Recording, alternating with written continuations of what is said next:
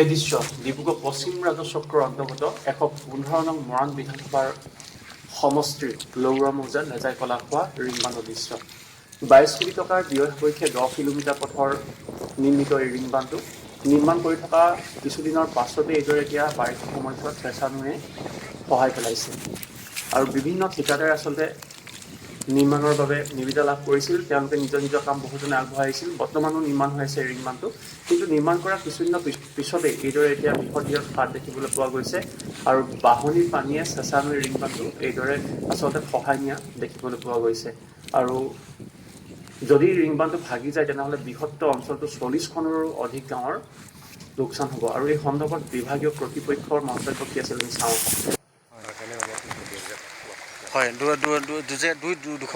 ঠাইত এই আলিচিগাত অকণমান পানী ওলাইছে আৰু তাতো কাঁইটিয়াত হয়। যদি এনেকৈ যদি মুখলধাৰ পানী বৰষুণ পৰি থাকে তেতিয়াহ'লে ছিগি যোৱাৰ চান্স আছে। ছিগি নাযাওঁ বুলি কৰি আছোঁ কাম। হয়, তথাপিতো পুৰণা কালভাৰ্টৰ ওপৰত বহোৱাটো হ'ল কি, কালভাৰ্টটো এতিয়া আমি উঠাই মেলি হয় এতিয়া যদি নতুনকৈ বনাওঁ তেতিয়াহ'লে এইটো বস্তু সম্পূৰ্ণ নহ'ব। সময়ৰ কথা আমি বহুত কম সময়ত কৰিবলগীয়া হৈছে। হয়, এনেদৰে স্থানীয় ৰাইজে লগতে আঞ্চলিক ছাত্ৰ সন্থাইও অভিযোগ দিছে যে যদি এনেকৈ মুখলধাৰ বৰষুণ পৰি থাকে তেতিয়াহ'লে মাথাউৰিটো ছিগি যোৱাৰ সম্ভাৱনা আছে। ছিগি গ'লে প্ৰায় ৩০খন গাঁৱৰো অধিক লোক জলমগ্ন হৈ পৰিব বুলি কৈছে। যিহেতু আজি ৩০-৪০ বছৰৰ আগতে যে এওঁলোকে বানৰ কবলতে ডাঙৰ সমস্যা হৈ আছিল, তেনে ক্ষেত্ৰত আপুনি কি ক'ব? সেইবোৰ নহওক বুলি আমি এতিয়া আহিছোঁ। এতিয়া আমি কৰিব লাগিব। আমি লাগি আছোঁ। এইটো প্ৰায় ৰখিছিলে। আজি দুদিনমানৰ আগতে এই বস্তুটো কিছুমানৰ তলত বহি গৈছে। সেইকাৰণে আমি বস্তা দিয়াৰ ব্যৱস্থা কৰিছোঁ। আৰু ইয়াত য'ত ডাউন পজিশ্যন আছে আমি চব বস্তা মাৰি জিঅ' বেগ আনিছোঁ আৰু মেগাপিকো আনিছোঁ, পেলাই আছোঁ। কাম চলি আছে। আচলতে যোৱা কিছুদিনৰ পূৰ্বতে ৰাজ্যৰ মুখ্যমন্ত্ৰী সৰ্বানন্দ সোণোৱালে লেজাই কলাখোৱা এই অঞ্চলত উপস্থিত হৈ ২২ কোটি টকাৰ পেকেজ কৰিছিল। আৰু এইদৰে এতিয়া আচলতে ৰিংবান্ধ খহি যোৱাৰ বাবে তেওঁলোকে মাটিৰ বস্তাৰে পানী ৰখাৰ ব্যৱস্থা কৰি আছে। ক'ব লাগিব যে যিটো পুৰণা মথাউৰি আছিলে, এই মথাউৰিটোৰ ওপৰত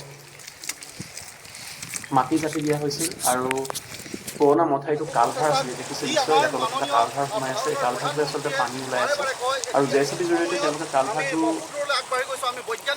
উঠাই নলৈ তাৰ ওপৰতে মাটি জাপি পুৰণা কালভাৰটোৰ ওপৰত মাটি জাপি দিয়াৰ কাৰণে এইদৰে এতিয়া পানী ওলাই আছে আৰু এইদৰে পানী ওলাই বৃহত্তৰ লেজাই কলাখোৱা অঞ্চলত প্লাবিত কৰা দেখি গৈ আছে। বৰ্তমানো আচলতে এই অঞ্চলত বান পৰিস্থিতি নিয়ন্ত্ৰণত অহা নাই। এইদৰে এতিয়া বিভিন্ন ঠাইত পুৰণা কালভাৰবিলাক মথাউৰিৰ তলত সোমাই থকাৰ কাৰণে পানী সোমাই বৃহত্তৰ লেজাই কলাখোৱা অঞ্চলটো ডুবাই পেলাইছে। আৰু দিনে নিশাই এইদৰে পানী সোমাই থকাৰ ফলত মথাউৰিটো নিৰ্মাণ কৰাৰ যি কাৰ্য হাতত লোৱা হৈছিল তাক বিফল হৈছে। কাৰণ মথাউৰিটো এতিয়াও যদিও নিৰ্মাণ হৈয়ে আছে বা বিভিন্ন ধৰণৰ কাৰণত নিৰ্মাণ পূৰ্ণ কৰিব পৰা নহ'ল, মহামাৰী, কৰোণা ভাইৰাছকে আদি কৰি বিভিন্ন সমস্যাৰ কাৰণে নিৰ্মাণ কৰিছিল যদিও নিৰ্মাণ কাৰ্য শেষ নহ'ল। কিন্তু কথা হৈছে পুৰণা কালভাৰটো উঠাই নোলোৱাকৈ এইদৰে পুৰণা মথাউৰিটোৰ ওপৰত নতুনকৈ মাটি দি দিয়াৰ বাবে এতিয়া এইদৰে কালভাৰে আচলতে পানী সোমাই আছে আৰু পানী সোমাই যোৱাৰ কাৰণে নতুন মাটি হোৱাৰ কাৰণে মথাউৰিটো আচলতে খহি গৈছে। বিভিন্ন ঠাইত হাত মেলা দৃশ্য আমি দেখাইছিলোঁ আপোনালোকক। আৰু এইদৰে এতিয়া পানী সোমাই আছে। আচলতে কাম লাগি আছে, তাত পানী ৰখাবৰ কাৰণে চেষ্টা চলাই থকা হৈছে, কিন্তু চেঁচা নৈৰ পানীভাগ এতিয়া কমা নাই।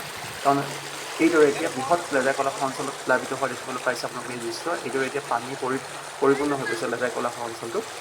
আৰু এনেকৈ পানী সোমাই থকাৰ ফলত এতিয়া বৃহত্তৰ লেজাই কলাখোৱা অঞ্চলৰ প্ৰায় ৩০খনৰ গাঁৱৰ যি কঠীয়া পাৰিছিল, কঠীয়া ডুব গ'ল আৰু বহুতে শালি খেতি নহয় বড়ো খেতি বুলি কোৱা হয়, ৩ দিন যি খেতি পকে, এই খেতি এতিয়া পানীৰ তলত আছে, পকা ধান এতিয়া পানীৰ তলত আছে। আৰু এইদৰে দিনে নিশাই পানী আচলতে সোমাই যোৱাৰ ফলত বৃহত্তৰ অঞ্চলটোত পানী হোৱা দেখিবলৈ পোৱা গ'ল। আৰু খৰালি সময়ছোৱাত ইয়াক লৈ শাসিত চৰকাৰখনে কেনেদৰে ব্যৱস্থা গ্ৰহণ কৰিব, কেনেকুৱা ক্ষিপ্ৰতাৰে আচলতে মথাউৰিটো নিৰ্মাণ কৰিব, কাৰণ নিৰ্বাচন আহি আছে সন্মুখত, সেই এটা লক্ষণীয় হৈ গ'ল। আৰু এইদৰে পানী সোমাই থকাৰ ফলত আচলতে ভয়াৱহ সমস্যাৰ সৃষ্টি হৈছে লেজাই কলাখোৱা অঞ্চলত।